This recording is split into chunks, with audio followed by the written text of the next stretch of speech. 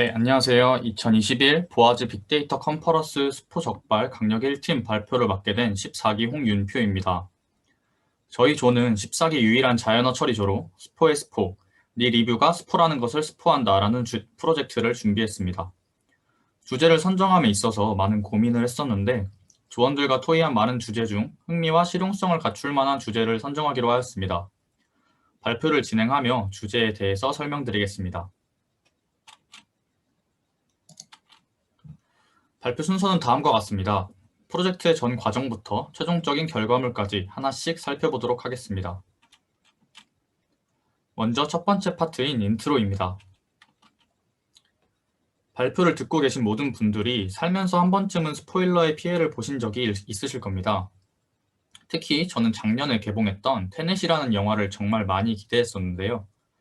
영화 내용이 어렵다 보니 친구들끼리 이게 맞다 혹은 저게 맞다 하며 얘기하는 중요한 내용을 듣게 되어 실망했던 경험이 있습니다. 저희는 관객의 입장에서 스포일러에 의해 피해를 입게 되는데요. 과연 이런 스포일러들이 하나씩 모여서 어떠한 피해를 주게 될까요? 여러분을 포함하여 대부분의 관객분들은 영화에 대한 흥미를 잃고 결론을 먼저 알아버리게 되는 피해를 입게 됩니다. 하지만 이뿐만 아니라 영화와 관련된 모든 이해관계자들이 피해를 입게 되며 대표적으로 영화관, 영화사, 영화배우, 영화를 제작하는 모든 스태프들이 있습니다. 영화 한 편을 제작하는 데 억대의 돈이 들어가며 할리우드의 경우는 수십, 수백억까지 올라가는 경우도 있다고 합니다. 단 몇 초 만에 작성이 가능한 이런 작은 스포일러 리뷰 하나가 많은 인적, 경제적 피해를 불러오는 결과를 초래합니다. 최근까지도 이러한 악성 스포일러는 끊이지 않고 있는 실정입니다. 기사 내용을 보시면 악성 스포일러들에 의해 고통받는 제보가 상당히 많음에도 이를 하나씩 처벌할 수 없다는 내용을 담고 있습니다. 사전 조사한 내용을 미루어 보았을 때 현재로서는 스포일러 리뷰를 예방, 차단하는 것이 최선의 방안이라고 할 수 있습니다. 그렇다면 현재 포털 사이트들의 영화 리뷰는 어떻게 처리되고 있을까요? 대표적으로 네이버 다음 영화를 살펴본 결과 네이버는 스포일러 보기라는 체크박스가 있었습니다. 나름 스포일러 리뷰의 대책을 마련한 것으로 보이는데요. 자세하게 살펴본 결과 작성자가 리뷰를 작성할 때 스포일러인지 아닌지를 체크할 수 있게 되어 있었고 스포일러로 체크를 해야만 필터링이 되는 시스템이었습니다. 물론 성실하게 체크하는 작성자도 있겠지만 대부분 그렇지 않을 것이며 스포일러의 특성상 일부러 작성하는 악성 리뷰가 많기 때문에 의미가 없는 기능이라고 생각이 들었습니다. 다음 같은 경우는 스포일러 관련 기능 자체가 존재하지 않았습니다. 이런 현황들로 인해 스포일러를 포함하는 리뷰가 베스트 리뷰에도 올라가는 등 영화를 보기 전 리뷰를 확인하는 관객의 입장에서 많은 피해를 받고 있었습니다. 저희가 조사한 사전 배경을 바탕으로 스포일러 리뷰 분류기를 제작하여 스포일러를 효율적이고 확실하게 차단할 수 있도록 프로젝트 주제를 결정하였습니다. 두 번째 파트인 데이터 수집으로 넘어가 보도록 하겠습니다. 데이터 수집에 앞서서 저희는 스포일러가 무엇인가에 대해 고민해 보았습니다. 먼저 스포일러의 정의를 살펴보면 영화, 만화 등에서 중요 사항, 반전, 결말들을 미리 알려주어 흥미를 떨어뜨리는 행위라고 명시되어 있습니다.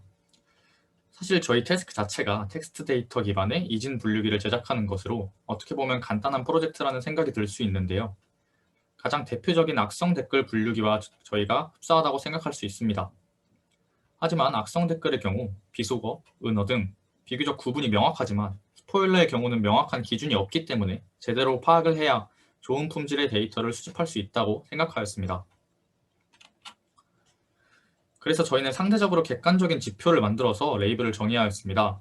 빨간 글씨로 표시되어 있는 기준들이 강한 스포일러를 포함한 리뷰로 2의 레이블을 부여, 초록색은 약한 스포일러를 포함한 리뷰로 1의 레이블을 부여, 검정색은 스포일러를 포함하지 않은 0의 레이블을 갖도록 진행하였습니다.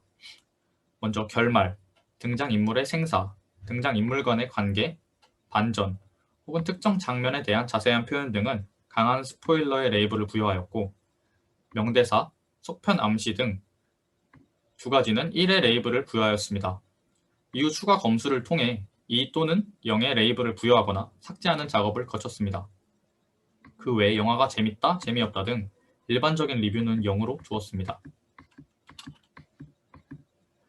데이터 수집에 앞서 6개의 장르를 설정하고 장르당 2만 개씩 총 12만 개의 학습 데이터셋을 구축하기로 하였습니다. 중간 점검 피드백을 통해 장르에 대한 고민을 많이 해보았지만 특정 장르만을 선택하게 되면 실용적으로 사용하기 쉽지 않을 거라 판단하여 1차적으로는 모든 장르를 고려하기로 하였습니다.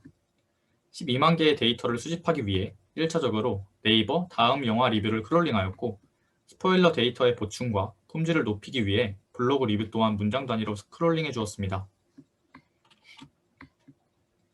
세 번째 파트인 데이터 전처리로 넘어가 보도록 하겠습니다. 전체적인 전처리 워크플로우는 다음과 같습니다. 데이터의 은어, 인터넷 용어, 오탈자 등 노이즈가 상당히 많았기 때문에 전처리에 많은 시간을 투자했습니다. 3차례의 텍스트 교정을 거친 후 2차례의 불균형 해소, 마지막으로 폴드를 활용한 노이즈 정제까지 거친 후 최종 데이터를 만들어 주었습니다. 전처리 과정을 하나씩 살펴보도록 하겠습니다. 첫 번째로 띄어쓰기 교정을 수행하였습니다. 띄어쓰기를 교정하기 위해 소이 스페이싱 등 많이 접할 수 있는 라이브러리를 사용해봤지만 성능이 좋지 않았습니다. 지저분한 텍스트에 유연한 교정 방법을 찾았고 핑퐁팀에서 제작한 챗스페이스를 통해 뛰어난 성능으로 띄어쓰기 교정을 수행할 수 있었습니다. 챗스페이스는 기존의 성능이 좋았던 띄어쓰기 교정기만의 장점을 가져와 만든 교정 라이브러리입니다. 우측 하단을 보시면 실제 리뷰의 띄어쓰기가 완벽하게 처리되는 것을 보실 수 있습니다. 두 번째로 띄어쓰기 교정이 끝난 텍스트의 맞춤법을 교정해 주었습니다. 문법적인 오류뿐만 아니라 인터넷 용어들까지 완벽하게 처리되는 구산대 맞춤법 교정기를 사용하였고 API를 사용할 수 없었기 때문에 셀레니움을 활용하여 교정을 실시해 주었습니다. 실제로 실험해본 결과 더치페이를 언어 유의한 덥집회의라는 단어까지 교정이 가능한 것을 확인하였습니다. 세 번째로 앞의 과정에서 처리되지 못한 문법과 띄어쓰기를 마무리 교정하는 단계를 거쳤습니다.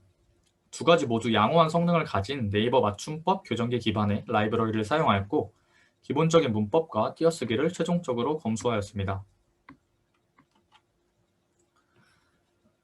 다음은 교정 과정을 모두 거친 데이터를 바탕으로 클래스 불균형을 해소시켜 주었습니다. 주제 특성상 스포일러 리뷰의 비율이 일반 리뷰의 비율보다 현저히 낮았고 이로 인해 베이스라인의 F1 스코어가 상당히 낮게 나오는 것을 확인하였습니다. 저희는 불균형 해소를 위해 두 가지 방법을 찾았고 실행하였습니다. 첫 번째는 백트랜슬레이션입니다. 한국어로 번역 후 재번역이라고 하는데요. 한국어인 텍스트를 다른 외국어로 번역한 뒤 다시 한국어로 재번역하는 과정입니다. 이러한 과정에서 번역하는 언어에 맞게 어순이 바뀌게 되고 다시 재번역을 해줌으로써 같은 의미의 다양한 문장을 만들어낼 수 있습니다. 한글 기반 라이브러리의 부재와 카카오 파파고 API 사용량 제한으로 인해 크롤링 소스를 이용하여 실행하였습니다. 저희는 다양한 발화를 얻을 수 있었던 영어, 중국어 관체, 일본어로 번역 후 재번역하여 스포일러 클래스를 4배로 늘릴 수 있었습니다. 두 번째 방법은 이지 데이터 어그멘테이션입니다. 줄여서 EDA라고 부르는데요. 저희가 흔히 아는 EDA와 다른 텍스트 데이터를 어그멘테이션 해주는 방식입니다. 총 4가지의 방법으로 데이터를 늘릴 수 있습니다. 미리 정리해둔 단어 사전을 통해 동의어를 대체시켜주고 단어의 위치를 바꾸고 단어들을 랜덤하게 삭제하는 등의 방식이 존재합니다. SR, RI, RS, RD의 과정을 거치면 아래와 같이 여러 문장들이 생겨나게 됩니다. 저희는 n을 3으로 두고 EDA를 실행해 주었고 EDA를 통해 기존 4배 증가시켰던 클래스를 3배 더 증가시켜 클래스의 비율을 맞춰 주었습니다.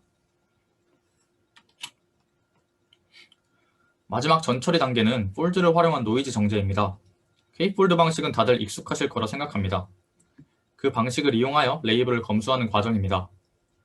n개의 폴드로 데이터를 나눈 뒤 폴드셋을 활용하여 모델을 통해 예측하는 것은 K폴드의 과정과 똑같습니다.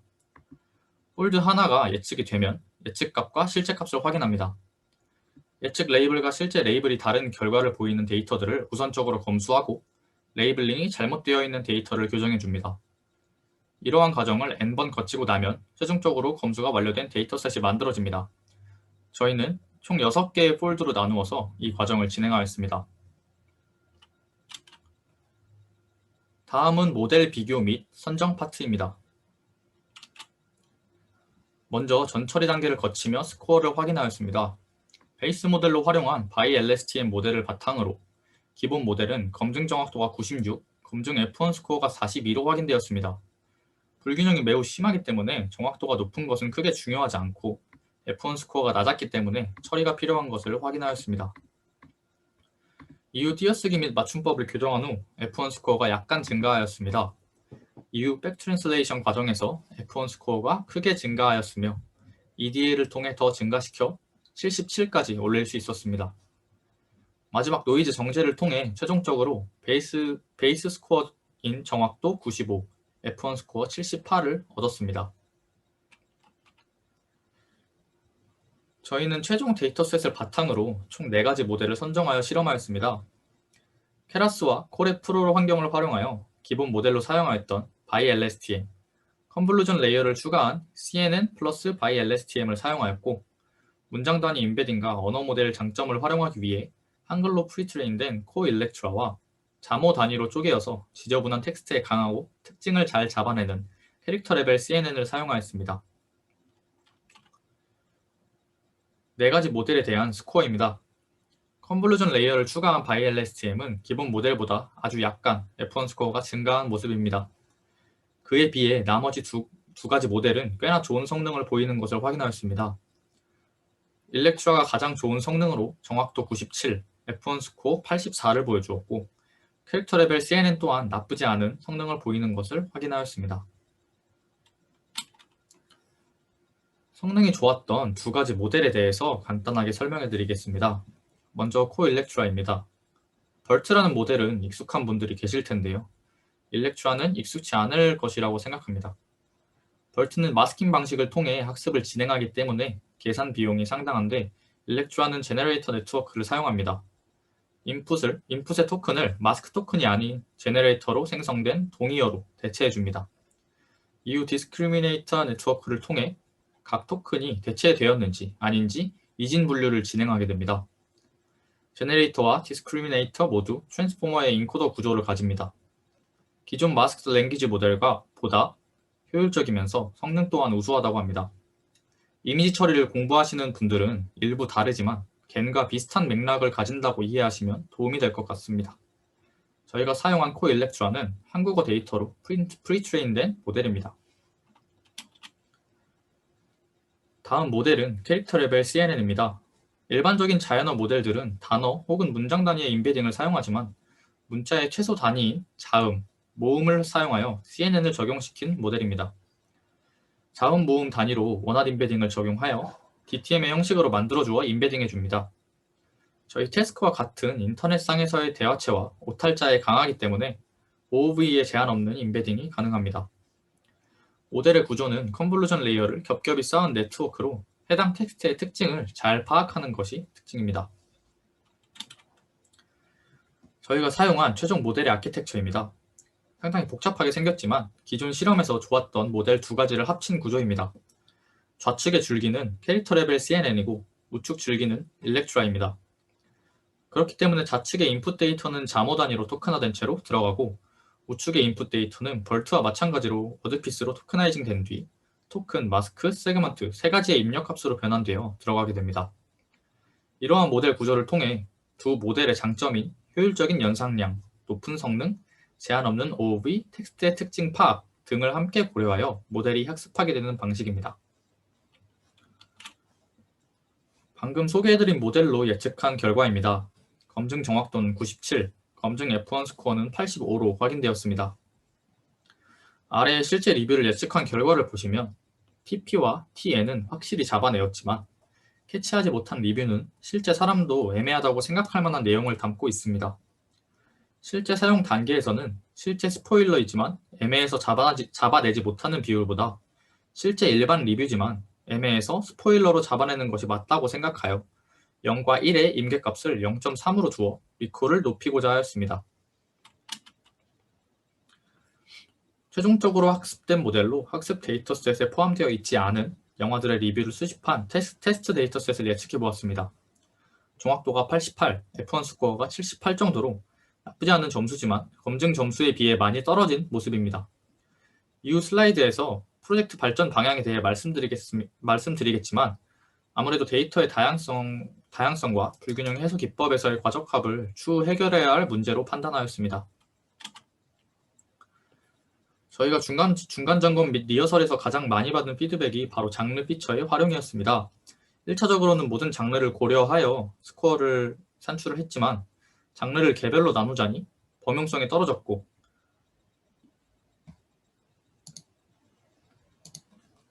이미 데이터 수집이 끝난 후의 과정이 많이 진행되어서 데이터를 더 모을 수도 없는 상황이었습니다. 그래서 저희는 해결법으로 다음 3가지의 방법을 제시하고 실험해 보았습니다. 첫 번째로 스페셜 토큰으로 사용하는 것입니다. 벌트의 SEP 토큰이나 CLS 토큰과 같이 구분자와 같은 역할을 하는 토큰으로 장르를 사용하는 것입니다. 실험 결과 이전보다 성능이 증가한 모습입니다. 다음으로 장르를 2가지로 묶어서 따로 학습시키는 방식입니다. 비슷한 맥락을 가진 영화끼리 묶었는데 비교적 스포일러가 확실한 SF, 스릴러, 액션은 성능이 굉장히 좋았지만 나머지 영화들은 성능이 오히려 많이 떨어진다는 것을 확인하였습니다. 디벨롭 과정에서 이와 같은 인사이트를 빨리 발견했다면 보완이 되었을 텐데 라는 아쉬움이 남는 발견이었습니다. 마지막은 원핫 변환을 통해 새로운 인풋으로 사용하는 것이었습니다. 세 번째 방법은 성능이 좋아지지 않았고 최종적으로 현재 상황에서 범용적이면서 성능이 향상되었던 토큰 추가의 방향으로 선정하였습니다.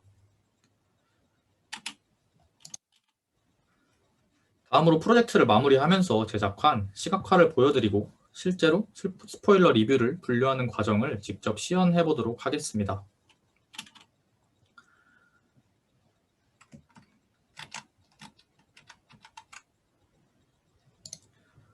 시각화는 태블로를 활용하였고 시연은 플라스크로 구현한 로컬 환경의 웹을 통해서 보여드리도록 하겠습니다. 먼저 네이버 영화 웹페이지에 적용된 모습을 보여드리고자 태블로를 활용하여 해당 웹페이지를 구현해 보았습니다. 해당 웹페이지는 저희의 테스트셋을 활용하여 예측한 리뷰를 일반 리뷰와 스포일러 리뷰로 분류하였습니다. 우측을 보시면 장르와 영화를 선택할 수 있고 해당 필터를 통해 아래의 리뷰가 바뀌게 됩니다. 리뷰 우측에 논스포와 스포 필터를 통해 일반 리뷰로 예측한 리뷰, 스포일러로 예측된 리뷰를 필터링하여 볼 수 있습니다. 지금 보이는 화면이 이제 스포일러가 아닌 일반 리뷰로 예측한 댓글들을 이제 세블로에 올려놓은 화면이고 필터를 스포 리뷰로 바꾸게 되면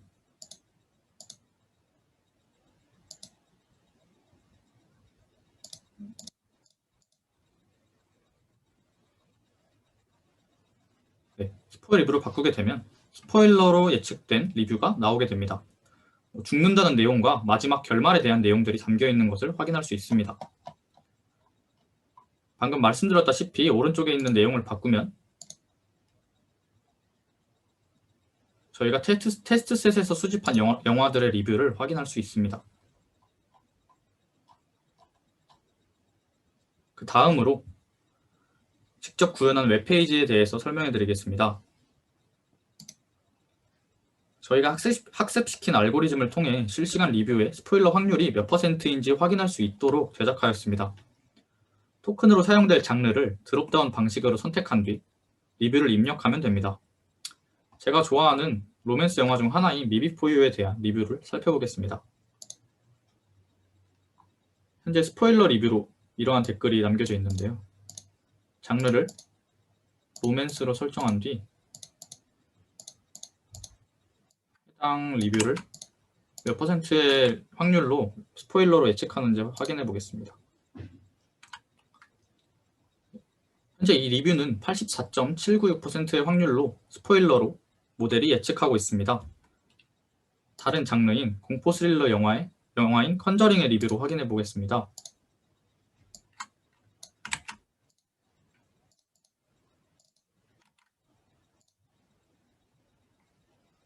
비교적 긴 문장이지만 스포일러 리뷰로 잘 잡아내는 모습입니다.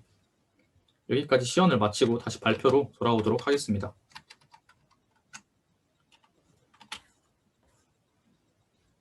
마지막으로 저희 프로젝트의 활용 방안 및 추후 개선 사항에 대해서 설명드리면서 발표를 마치도록 하겠습니다. 저희는 활용 방안 및 제안 아이디어를 다음과 같이 제시하였습니다. 먼저 현황 개선입니다.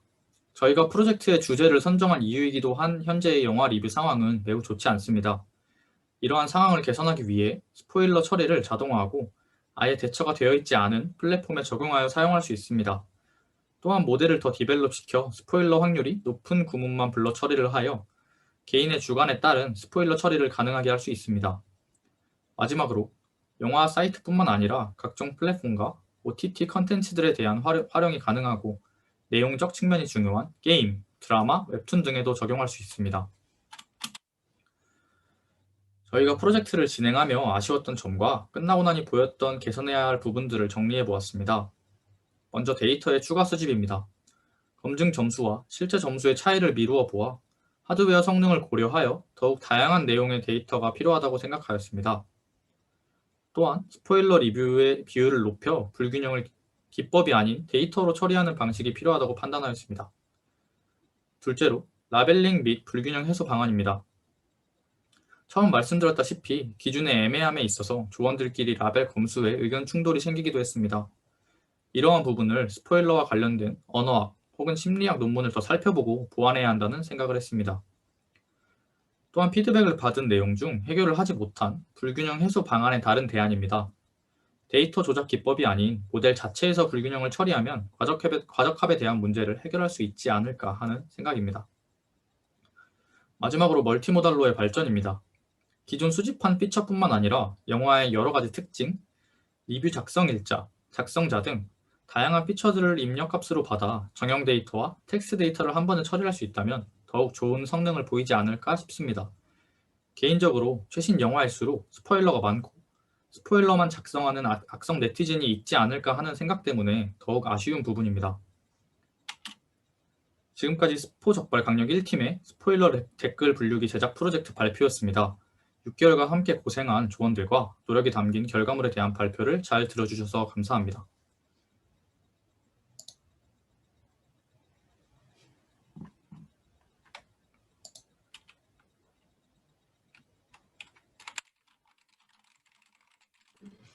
저 혹시 Q&A 부분만 다시 화면 공유해 주실 수 있을까요? 네, 알겠습니다. 네, 그리고 2시 55분까지 Q&A 받도록 하겠습니다.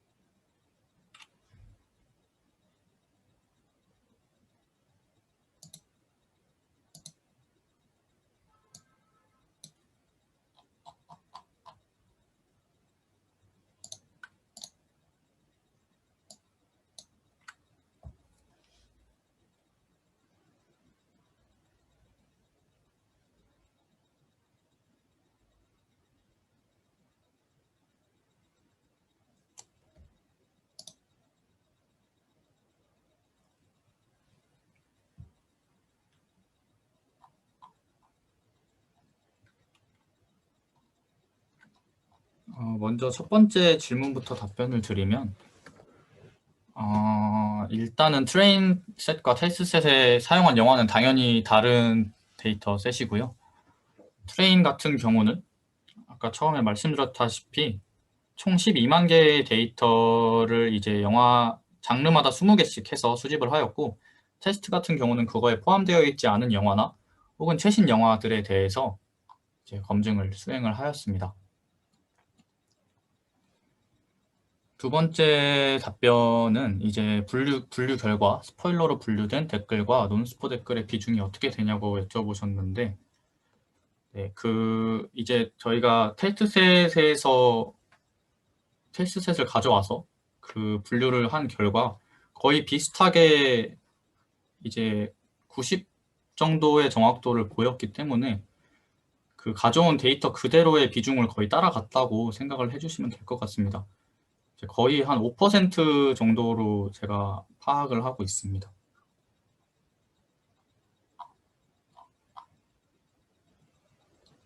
일단은 마지막 질문이 짧아서 마지막 질문부터 답변을 드리면, 일단 저희가 지금 로컬 환경에서 이 웹사이트를 구현한 거라 혹시 기회가 된다면은 공유를 해드리면 좋을 것 같은데, 일단은 저희가 이 발표가 끝나고 한번 검토를 해보겠습니다.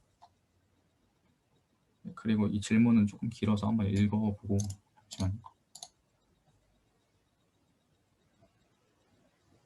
네. 일단 1번 질문 같은 경우는 뭐 스포일러의 가중치를 뭐 저희가 따로 판단을 해서 뭐 가중치를 부여한 건 아니고 이제 모델에서 판단을 하는 건데, 아무래도 저희가 일단은 라벨링을 할 때 결말 등장인물의 생사 등 이제 여러 가지 스포일러에 관련된 지표를 세웠기 때문에 동시에 중복되는 경우에는 좀 더 모델이 예측하는데 스포일러로 훨씬 더 많은 가중치를 주지 않을까라는 생각을 하고 있습니다. 두 번째로 일단은 저희가 사용해보지 않은 피처여서 사실 제 개인적인 생각으로는 평점이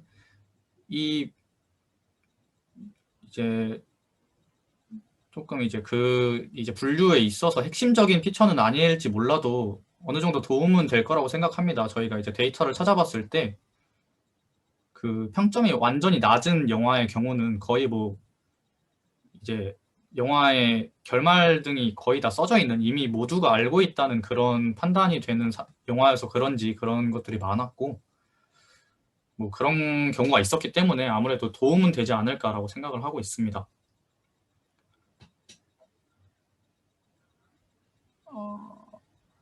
근데 저희가 아마 이거를 왜냐면 저희가 트레인셋에 식스센스 데이터가 있었어서 거의 뭐 스포일러로 나오지 않을까 싶은데, 혹시 뭐 시연 웹사이트로 보여드리는 거를 원하시는 건가요?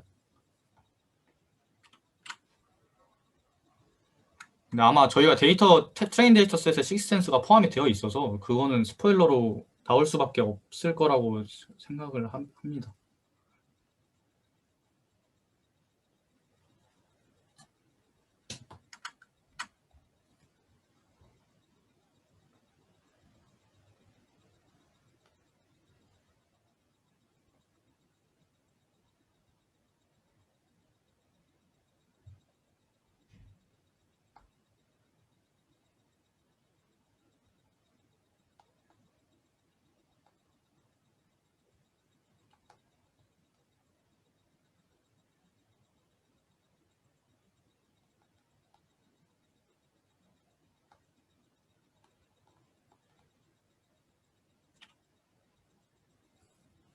네. 한번 해보도록 네, 한번 해보도록 하겠습니다.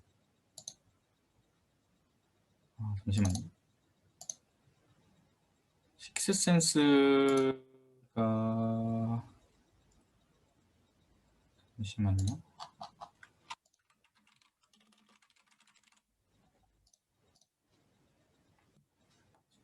식스센스 장르가 아마 저희가 스릴러로 아마 했을 텐데.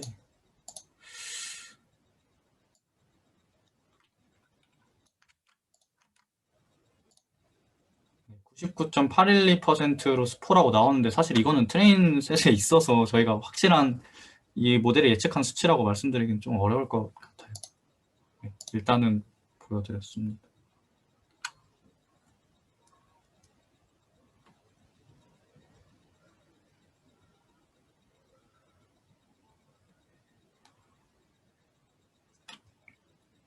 네, 저희 이제 Q&A 시간이 다 됐고 이제 여러 가지 질문들을 많이 받은 것 같아서 일단 저희 발표는 여기서 마무리하도록 하겠습니다.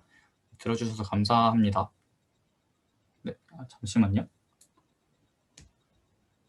마지막 질문, 네, 채팅으로 제가 답변을 드릴게요. 그러면.